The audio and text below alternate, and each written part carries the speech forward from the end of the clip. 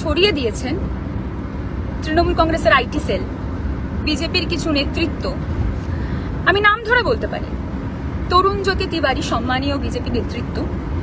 আমি অবশ্যই তাকে অসম্মান করব না, তিনি আমাকে অসম্মান, কুৎসা, ব্যঙ্গ অনেক কিছু করতে পারেন, কিন্তু আমি তাকে সম্মান জানিয়েই বলছি। তিনি একটি ছবি পোস্ট করেছিলেন, গিরগিটির মাথায় লাল স্কার্ফ।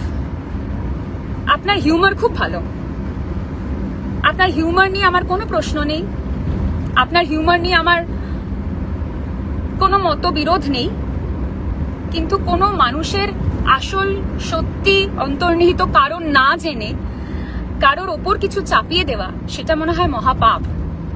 আর আমি এই মুহূর্তে যেই আশীর্বাদ নিয়ে এগোচ্ছি সামনের দিকে, সেই আশীর্বাদের ব্যঙ্গ হওয়া, সেটা মনে হয় আরো বড় বেশি পাপ।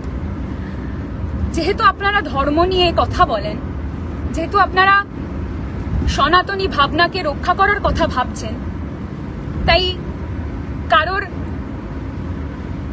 আশীর্বাদ, কারোর মাথায় ভগবানের মহাকালের এই আশীর্বাদকে ব্যঙ্গ করা আমার মনে হয় আপনার কাছে বড় পাপের হবে। আমি দেখাই আপনাদেরকে এই মুহূর্তে দাঁড়িয়ে আমার মাথার কি অবস্থা। এই হচ্ছে আমার মাথার অবস্থা। আমি হয়তো এটা দেখাতাম না। স্বাভাবিকভাবে অনেকেই বলছে যে নারীর সৌন্দর্য তার কেশে, যদি চুল না থাকে তাহলে তার কিসের নারীর সৌন্দর্য আর কিসের তার রূপ। সত্যি নারীর সৌন্দর্য তার কেশেই থাকে, তার চুলেই থাকে।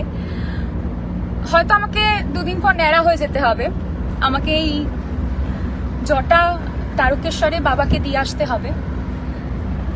আমার ভেতরে, আমার অন্তরে কি চলছে, আমার স্বাভাবিকভাবে প্রত্যেক মেয়ের কাছে তার চুল খুব ভীষণ দামি হয়।